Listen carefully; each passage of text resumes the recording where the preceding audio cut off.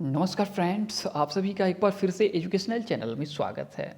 और आज की वीडियो में हम आपके साथ डिस्कस करने जा रहे हैं एक बहुत ही इंपॉर्टेंट टॉपिक के ऊपर, जो कि आपके यूजीसी नेट पेपर 1 के रिसर्च एप्टीट्यूड के पार्ट के लिए बहुत ही इंपॉर्टेंट रहेगा।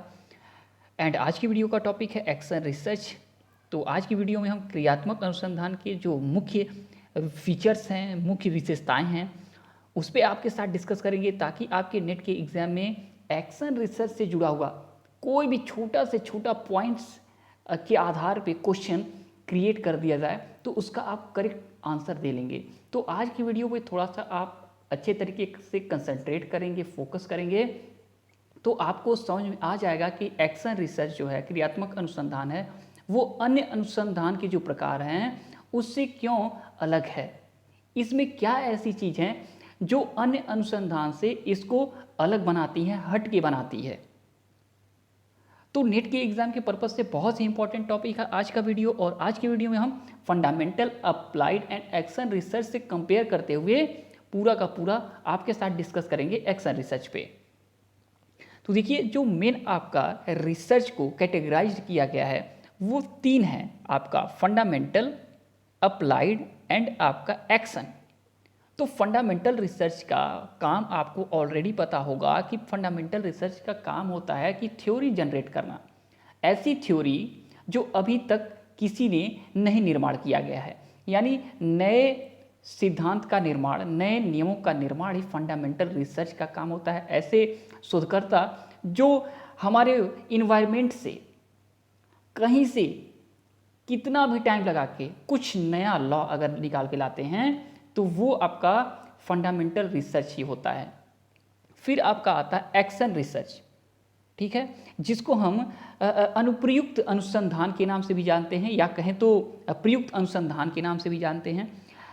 तो अप्लाइड रिसर्च जो होता है, इसमें क्या होता है, जो फंडामेंटल रिसर्च के, यानी कि जो आधारभूत शोध के, या कहें तो प्योर शोध के, शुद्ध शोध के जो रिजल्ट निकाले जाते हैं, यानी कि जो रिजल्ट निकलता है, जो लॉ निकलता है, जो सिद्धांत निकलता है, जो थ्योरी जनरेट होती है, उसके आधार पे आपके अप्लाइड रिसर्च में नए नए चीज़ें विकसित की जाती हैं। यानी कि आपके फंडामेंटल रिसर्च का जो सिद्धांत निर्माण होता है उसको अप्लाइड भी करते हैं अप्लाइड रिसर्च में, यानी अप्लाई करके देखते हैं कि आपका फंडामेंटल रिसर्च का जो लॉ है वो कितना बेहतर है लोगों के लिए। अगर इस लॉ से लोगों का फ़ायदा होता है, कुछ नई चीज़ें डेवलप हो रही हैं, वो सपोर्ट कर रहा है टेक्नोलॉजी को डेवलप करने के लिए, ठीक है, तो वो बेहतर है। ठीक है, तो इसका उपयोग और इसका देखा जाए तो कहें तो टेस्ट भी आगे हो जाता है अप्लाइड रिसर्च में। अब आगे आते हैं एक्शन रिसर्च में।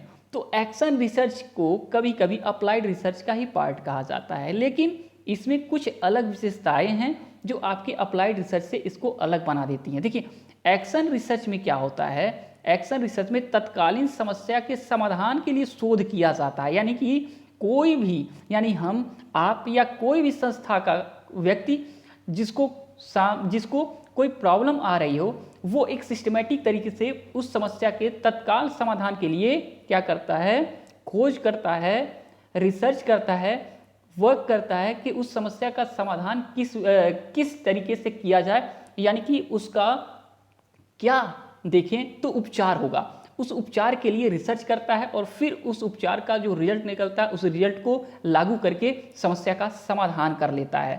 तो यहाँ पे क्या होता है, अगर आप देखेंगे तो अप्लाइड रिसर्च में जो चीज़ें निकल के आती हैं ना, जो रिजल्ट निकल के आ जाता है, जो चीज़ें डेवलप होती हैं, जो प्रोडक्ट बनाए जाते हैं वैज्ञानिकों के द्वारा, वो हम उपयोग करते हैं, सभी लोग उपयोग करते हैं। ये किसी एक स्पेशल साइंटिस्ट जो बनाते हैं उनके लिए नहीं होता है। हवाई जहाज़ का निर्माण अगर होता है तो हवाई जहाज़ पूरी दुनिया के उपयोग के लिए बनाया जाता है, ना कि जो उसके जो फाउंडर हैं, जो बनाते हैं, उनके उपयोग में, ऐसा नहीं। लेकिन जो एक्शन रिसर्च होता है इसमें सेल्फ के लिए काम किए जाते हैं ज़्यादातर। यानी कि आपके संस्था में या आपके क्लासरूम में कोई समस्या है तो आप अपने समस्या के समाधान के लिए काम करते हैं, रिसर्च करते हैं, और जो आप समाधान निकालते हैं वो अपने बच्चों पे, अपने क्लास पे तुरंत लागू करते हैं। तो यहाँ पे देखा जाए तो यहाँ पे जो अप्लाइड रिसर्च में जो चीज़ें निकल के आती हैं उसको जनरलाइज कर दिया जाता है, लेकिन एक्शन रिसर्च में जो चीज़ें निकल के आती हैं उसको जनरलाइज नहीं किया जाता है। अगर देखा जाए तो कुछ जगहों पे थोड़ा सा इसका कहें तो उपयोग अदर लोग कर लेते हैं, लेकिन देखा जाए तो ये एक देखो तो सीमित क्षेत्र में इसका उपयोग किया जाता है। तो थोड़ा सा बातें होंगी फंडामेंटल अप्लाइड एक्शन रिसर्च पे। अब बातें करेंगे आपसे हम, देखिए 5 मिनट आपका लग गया और हमारा मेन जो पर्पस था वो स्टार्ट ही नहीं हुआ। अब आते हैं हम आपके एक्शन रिसर्च की जो बेहतर तरीके से आपको समझाने का काम करेगा, तो इसकी जो विशेषताएं हैं वो आपको समझाएगा कि क्यों ये अलग है अन्य से। तो यहाँ पे देखिए कहा गया है कि मूलभूत अनुसंधान से भिन्न है, यानी कि आपका एक्शन रिसर्च फंडामेंटल रिसर्च से भिन्न है। क्यों, आगे देखते हैं। कहा गया क्रियात्मक अनुसंधान की सबसे अधिक महत्वपूर्ण विशेषता यह है कि वह कई दृष्टिकोणों से मूलभूत अनुसंधान यानी फंडामेंटल रिसर्च से भिन्न है। मूलभूत अनुसंधान का उद्देश्य सामान्यों यानी जनरलाइजेशन एवं नियमों का खोज करना होता है। देखिए यहाँ पे कहा गया है कि जो फंडामेंटल रिसर्च का जो उद्देश्य ही है कि सामान्य नियम जो खोजे जाएं, ठीक है, और इसको जनरलाइज करना, ये है इसका मेन वर्क। आगे कहा गया है कि जिसके आधार पर उसी प्रकार के अनेक घटनाओं की व्याख्या की जा सके, यानी कि इसके आधार पे जो नियम खोजे जा रहे हैं, जो सिद्धांत खोजे जा रहे हैं, उसके आधार पे उससे जुड़ी हुई जो अनेक घटनाएं घट रही हैं उसके पीछे का जो कारण है उसकी व्याख्या किया जा सके। आगे कहा गया इसलिए इसमें एक वृहद समष्टि यानी एक बहुत बड़े लार्ज पॉपुलेशन से प्रतिनिधित्व, यानी कि एक बड़ी पॉपुलेशन से क्या किया जाता है, सैंपल लेके न्यादर्श छांट के उसे अध्ययन का आधार बनाया जाता है। तो यहाँ पे आपको पता चला कि मूलभूत जो अनुसंधान में बहुत बड़े लार्ज पॉपुलेशन से एक बड़े सैंपल साइज को निकाला जाता है और फिर उसके आधार पे ही एक नियम क्या कहें या सिद्धांत का निर्माण होता है। कहा गया है अतः इस प्रकार के अध्ययन में बहुत समय, एक लॉन्ग टाइम लगता है और इसकी अध्ययन विधि, उसके उपकरण एवं विश्लेषण विधियाँ, यानी जो इसकी स्टडी की जो अध्ययन का जो मेथड है, इसके जो उपकरण हैं, टूल हैं एंड आपके एनालिसिस करने का जो मेथड है, सब ये सब अधिक जटिल होती हैं। ये सब बहुत ही कॉम्प्लेक्स होता है फंडामेंटल रिसर्च में। और इसके विपरीत देखिए, इसके विपरीत क्रियात्मक अनुसंधान के में उद्देश्य बहुत सीमित होते हैं। तो याद रखिए पहला कि क्रियात्मक अनुसंधान या एक्शन रिसर्च के जो ऑब्जेक्टिव्स हैं वो बहुत ही देखें तो सीमित रहते हैं और सामान्य नियमों की खोज, सिद्धांतों का प्रतिपादन, आज जो मूलभूत अध्ययन के प्राण हैं, जो फंडामेंटल रिसर्च के स्टडी के जो कहें शोल हैं, आत्मा कहें, है क्रियात्मक अनुसंधान के उद्देश्य में नहीं होता है। यानी कि जो चीज़ें आपके सामान्य नियम जो खोजे जा रहे हैं, सिद्धांत का निर्माण किया जा रहा है, वो काम क्रियात्मक अनुसंधान का बिल्कुल नहीं होता। कहा गया क्रियात्मक अनुसंधान का उद्देश्य तो अत्यंत व्यवहारिक होता है, अत्यंत व्यवहारिक होता है, आम होता है। व्यवहारिक का मतलब बहुत ही आम, जो हम लोगों के बीच में उपयोग करने लायक होता है, जो सभी इसका उपयोग कर लेते हैं। ऐसा नहीं कि आपको वैज्ञानिक ही होना पड़ेगा तब आप इसका उपयोग कर लेंगे, नहीं। क्रियात्मक अनुसंधान का उद्देश्य अत्यंत व्यवहारिक होता है जिसका उपयोग हम और आप सभी कर लें। वर्तमान कार्य पद्धति में सुधार लाना, देखिए इसका क्या काम है, वर्तमान यानी करंट जो आपका एक्टिविटी है, जो आपका वर्क है, ठीक है, उसमें क्या है, सुधार लाना। किसी तात्कालिक यानी किसी करंट कहें तो सिचुएशन में जो प्रॉब्लम आ रही है उस समस्या का समाधान खोजना इसका उद्देश्य है। किसी प्रचलित नियम अथवा विधि की प्रभाविता अथवा उसकी असफलता के कारणों को खोजना आदि इसके उद्देश्य होते हैं। ठीक, तो यहाँ पे आपको अब पता चल गया कि ये डिफरेंट क्यों है फंडामेंटल रिसर्च में। देखिए मौलिक कहते हैं कि क्रियात्मक अनुसंधान यह जानने के लिए किया जाता है कि किसी विशिष्ट समस्या को सुलझाने के लिए क्या कदम उठाए जाने चाहिए।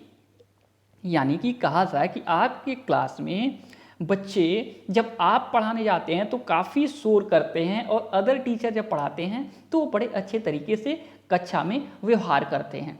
तो तो अब आप क्या करेंगे, आप समस्या के समाधान के लिए आप पीछे कारणों को ढूंढने जाएंगे और इसके लिए एक्शन रिसर्च करेंगे।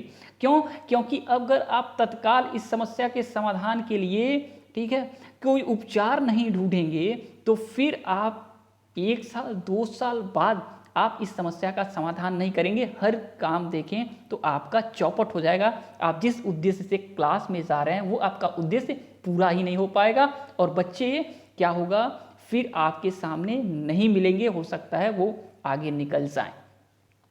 दूसरी कक्षा में देखिए, आज आगे कहा गया है कि दूसरा अंतर अध्ययन के स्थान एवं इकाइयों की संख्या के दृष्टिकोण से होता है।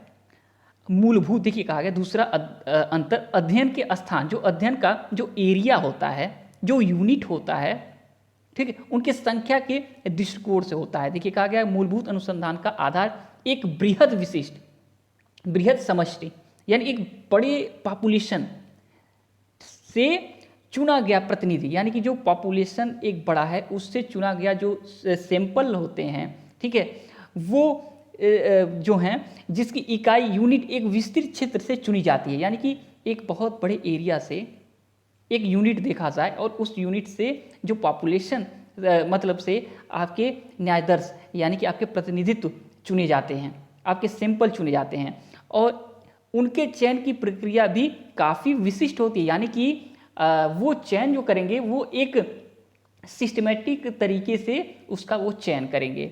और कहा गया क्रियात्मक अनुसंधान में समष्टि एवं न्यायाधीश का प्रश्न ही नहीं उठता। यानी कि जब क्रियात्मक अनुसंधान आप करना चाहेंगे तो ना कोई पॉपुलेशन की बात होगी और ना सैंपलिंग की बात होगी।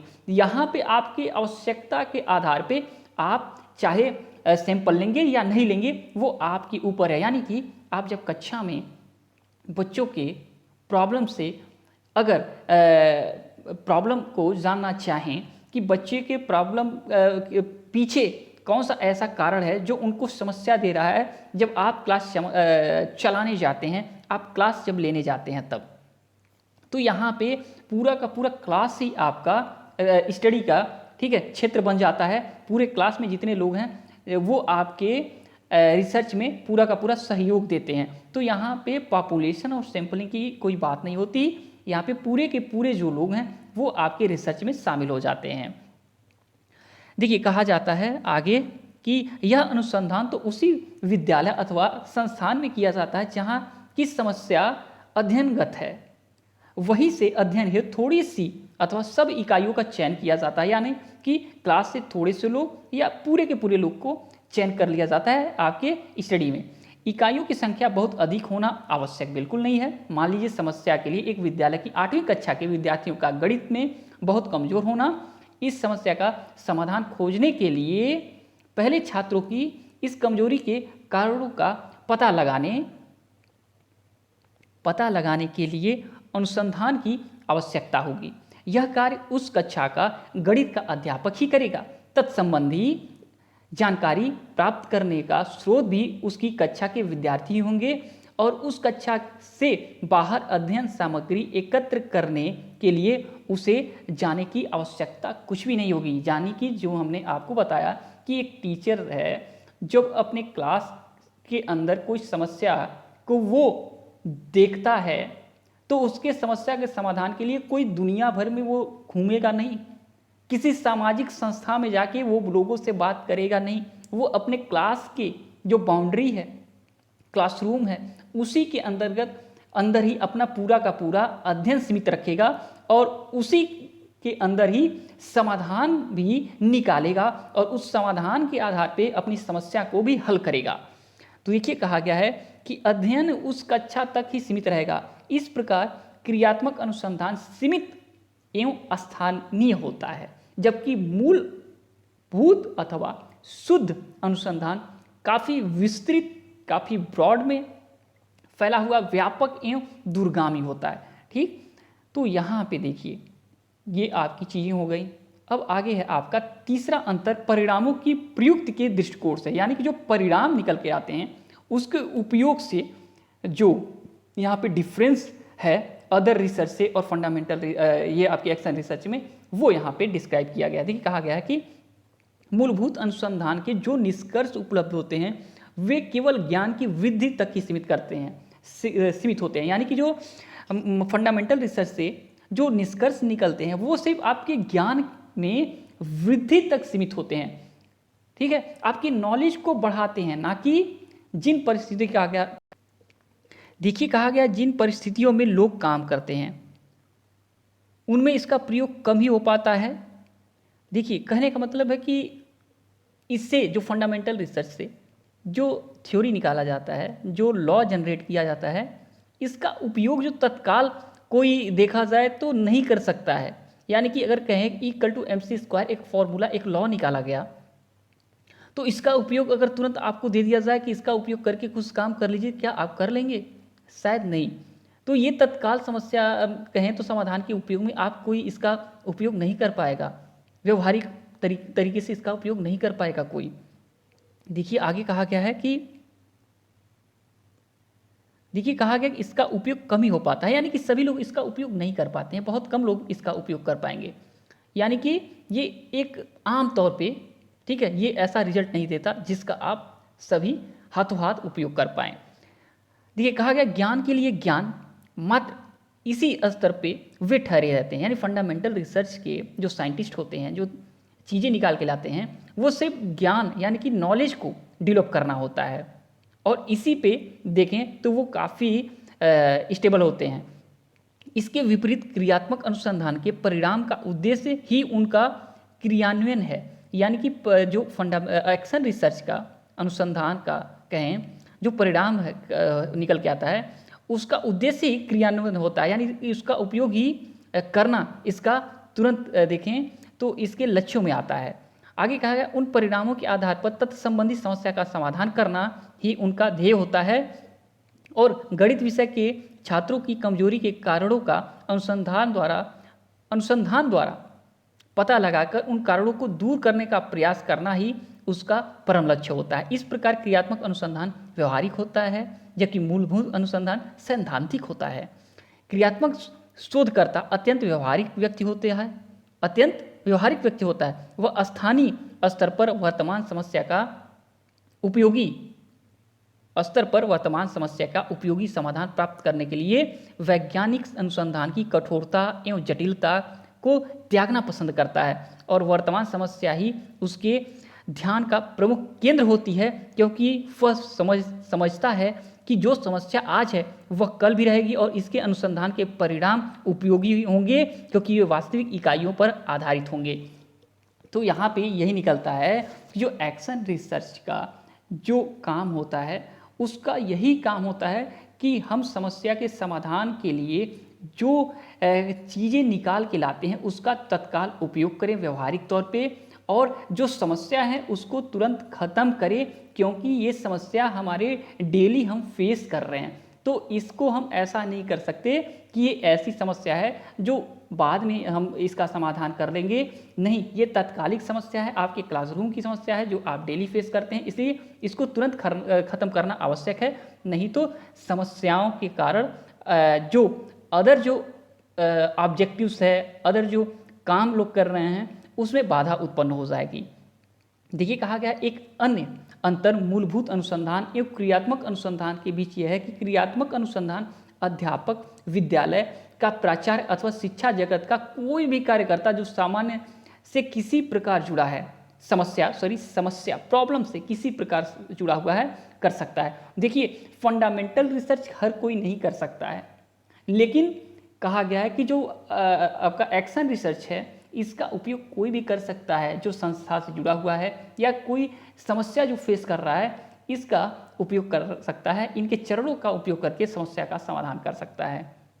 आगे कहा गया इसके लिए मूलभूत अनुसंधान की बात विशेषज्ञ की आवश्यकता नहीं होती, यानी फंडामेंटल रिसर्च की तरह जो साइंटिस्ट होते हैं, जो एक्सपर्ट लोग होते हैं, वही लोग फंडामेंटल रिसर्च का उपयोग करते हैं, फंडामेंटल रिसर्च करते हैं। लेकिन यहाँ पे एक्शन रिसर्च में ऐसा नहीं होता।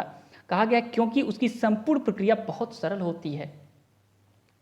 देखिए कहा गया है कि मूलभूत अनुसंधान की बात विशेषज्ञ की आवश्यकता नहीं होती, क्योंकि एक्शन रिसर्च की संपूर्ण प्रक्रिया बहुत ही जनरल होती है, सामान्य होती है, सरल होती है, इजी होती है, और मूलभूत अनुसंधान की प्रक्रिया एवं उसका आकल्प यानी डिज़ाइन जटिल होता है। इसके अनुसार कार्य करने के लिए विशेष ज्ञान, विशेष योग्यता की आवश्यकता नहीं होती। देखिए आगे कहा गया है कि मूलभूत फंडामेंटल रिसर्च में प्रायः अनुसंधान की परिस्थितियों पर पर्याप्त नियंत्रण रखा जाता है, यानी कि जो इन्वायरमेंट है, जो सिचुएशन है, उस पर एकदम कंट्रोल करने की आवश्यकता रहती है कि कंट्रोल सिचुएशन में हर चीज़ हो, क्योंकि उसका उद्देश्य सामान्य एवं नियम का प्रतिपादन करना होता है। परंतु क्रियात्मक अनुसंधान में नियंत्रण, परिकल्पना का निर्माण, आधार सामग्री का विश्लेषण आदि बहुत जटिल नहीं होता है। जिन परिस्थितियों में समस्या विद्यमान है उन्हीं में अनुसंधान की संपूर्ण क्रिया संपन्न हो जाती है।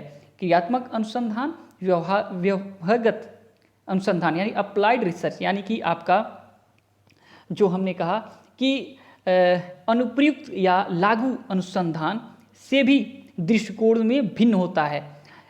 उद्देश्य दोनों का समान होता है। देखिए उद्देश्य दोनों का समान हो रहा है, कहा गया है अप्लाइड एंड एक्शन रिसर्च का, परंतु शोधकर्ता कौन है इस दृष्टिकोण से दोनों में अंतर होता है।